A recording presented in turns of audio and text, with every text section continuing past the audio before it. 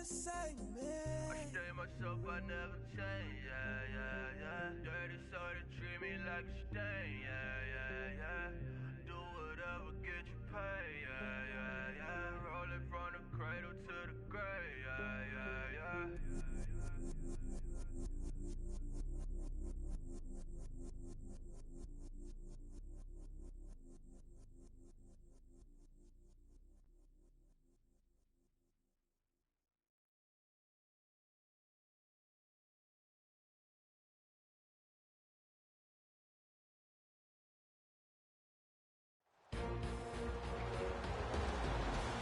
Welcome back in, everyone, to EA Sports coverage of the NFL.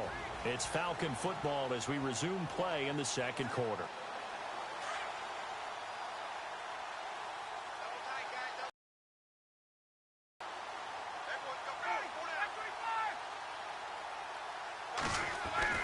On second down, Ryan.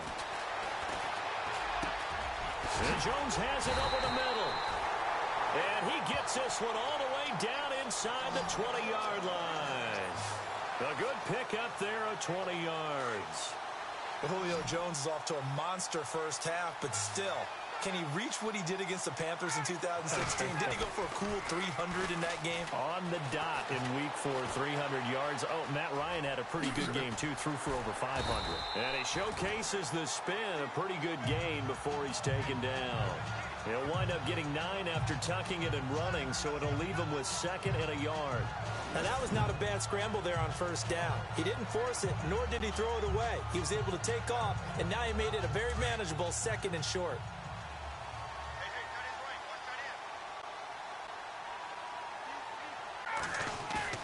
Off the play fake to Freeman. It's Ryan.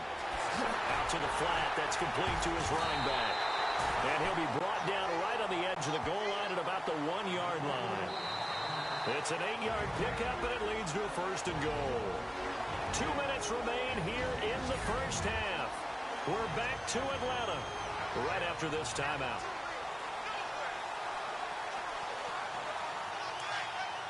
We remind you that coming up at halftime, Larry Ridley will have the highlights and analysis of this first half from our studios in Orlando. And I have a fairly solid idea. And that'll be hauled in by the tight end. It's Hooper for the Falcon touchdown. Austin Hooper, a 1-yard touchdown reception. And the Falcons add on. Yeah, he is a reliable target. They like to get him involved. They got him involved there for the score. And they should. He's a very good player. Remember, they can use him in certain positions. And a touchdown.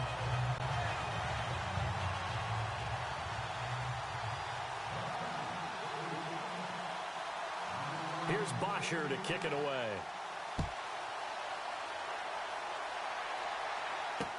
That'll be taken in the end zone. And no run back here. This will be a touchback, and it comes out to the 25-yard line. New Orleans offense working its way back out there. As we look at them ahead to 2018, as that wound at the end of 2017 continues to heal, Charles, they're going to have Kamara, Ingram, Thomas. If they have Breeze back at quarterback, this should be an excellent squad again. It certainly should, and frankly, if the offensive line comes back healthy and intact, that's another big win for them, especially with their 2 tackles, Teron Armstead at left tackle, Ryan Ramczyk, who was a rookie last season at right tackle. They are loaded going forward. If they could get a real playmaker at tight end, that might be the last piece. And if that happens, I'd hate to be a defensive coordinator trying to game plan for them. But one thing that I've liked defensively is that they've shown them a lot of different looks here in the first half. They've come after them. They've sat back. I think that's what you need to do to keep an offense guessing. And they certainly have kept them on their toes. That's why they haven't had much success on the scoreboard. From the gun on 3rd down, Breeze. Pressure brought in, and the Falcons get there for the sack. The amount of sacks that they've absorbed in this game is absolutely extraordinary. Let's just face it. This offensive line, flat out, cannot handle this pass rush. It's been demonstrated time and time again. He gets this one away, and boy, it's another boomer. It's taken to the 26. Whoosh. A nice job on the return there, 16 yards. And the Falcons will be taking over 1st and 10. Getting set to go again on offense. We get a peek at Julio Jones now, making his presence felt early in this one. First half, already over the century mark. How about the yards per completion, too?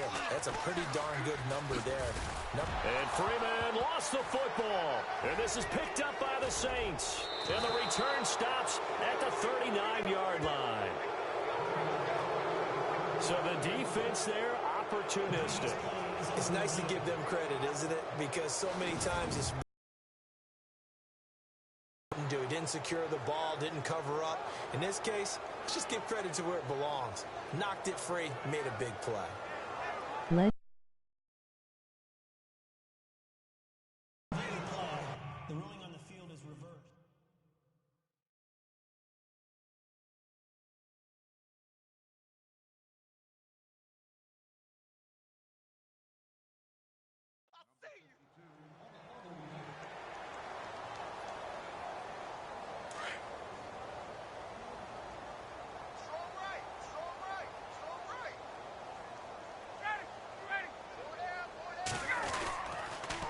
On second down, Freeman. And maybe a measure of revenge there. He's had his way in this one, but this time they get him behind the line. It's a loss of 2, now third down. So, Brandon, when this offense gathers together to watch tape for this game, they're going to be feeling pretty good about themselves until the coaches get upset about the play we just saw. But you know their defense is going to be. But we put up big points all game. Through an opening, and there he goes. And he's in for the touchdown on the final play of the first half. The prayer is answered. How did they get that done? And they extend their lead, a little added cushion into the lockers. What a way to finish. Tremendous way. That's momentum that they carry in with them. Can they convert it and bring it back out to start the third quarter? So we are at halftime here in Atlanta with the Falcons out in front. As we send you down to our EA Sports Studios in Orlando, where we find our man Larry Ridley with our halftime report. All right, Brandon, back to you guys in a minute. But first, it's indeed time for our EA Sports halftime report. The Falcons are simply right.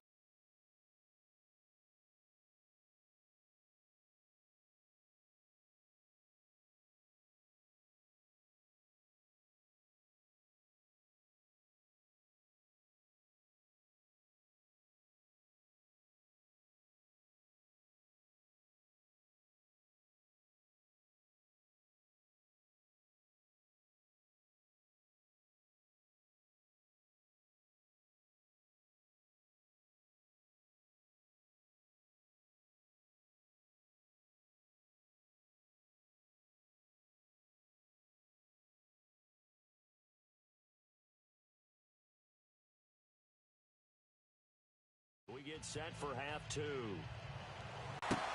This fielded at the 2. And he'll get across the 20 before he's brought down at about the 23-yard line.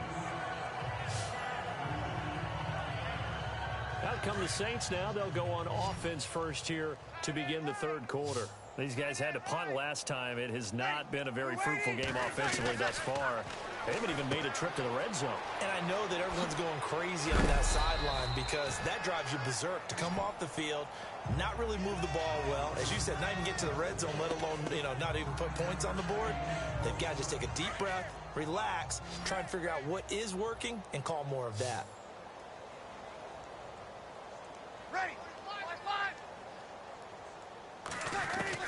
Now Breeze throwing on second down. Trying to get it to Willie Snead there. And it's third and short. They always say that real estate is about location. Well, guess what? When it's a slant route, the quick ones, timing. Got to be able to lead your man with the football. And the timing off right there. Threw it behind him.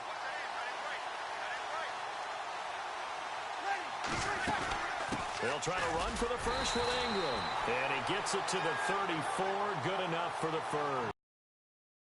2 there, but on 3rd and 1, that's all they needed to keep the drive going. I like this focus there because he wasn't thinking about breaking that one big. All he thought about was, I need 1. Let's go get that. Ended up picking up 2. Offense comes to the line now, 1st and 10.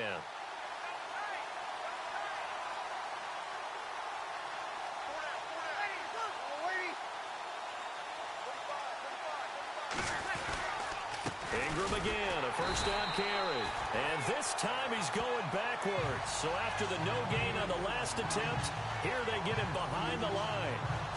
We think, Brandon, I like the intensity this defense is showing right here in these first few drives. They're not just holding the line because they're doing their job, but they're doing more than that, aren't they? They're getting a nice push into the offensive backfield. And a great example right there for the loss on the tackle. And incomplete there. A nice hit. Jars the ball free and brings up third down. It's a lot of contact going on there, and in the end, unable to keep two hands on the football and bring it into his body. Everything looked pretty good until the finish. Now Breeze. And the Falcons get there. The Falcons get the sack. Down he goes. Adrian Claiborne in there to get him his second sack now of the afternoon. This has been a tough one for this offensive line. It appears almost like they've been on roller skates this entire game, the way they've been pushed around. 6 sacks given up in this one. And he deserves a bronze leg as he gets this one away. And this will be taken at the 13.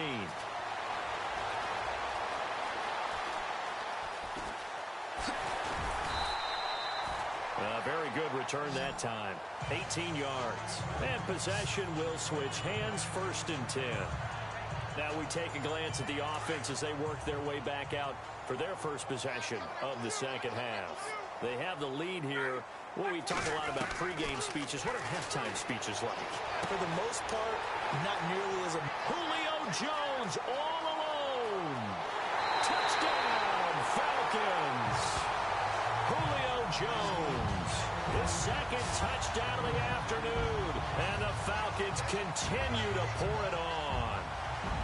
And when a Hail Mary is completed for a touchdown pass like that, I think any defensive coordinator just puts their face right into their hands. I don't think there's any doubt about it, and I don't have stats in front of me. I don't have the empirical numbers that say that in recent years the Hail Mary pass has been completed more than it has been, but it feels that way, doesn't it? And I know the defenses are spending more time on it. I think the biggest mistake they make is that they play everything from behind the receiver. I think they've got to start getting people in front as well to try and knock the ball away. This one fielded at the 5. And he is hit pretty hard from the side as he's knocked down at the 28. The Saints coming out now to take the field. These guys had to punt their last possession, and that's become too familiar of a refrain. Too many of these drives just wound up going nowhere. But you know how in baseball, when the pitcher gets a base hit and he's on base, they bring his jacket out to him to keep him warm? A lot of times the punter goes to the sideline, puts on sweatpants or a wrap over his leg to keep it warm. He might need a massage from the trainer right now from all the work he's getting. And that's another stop for the defense, something we've seen all game long. They have been on fire today. No matter what's called by the offense, they've had an answer for it.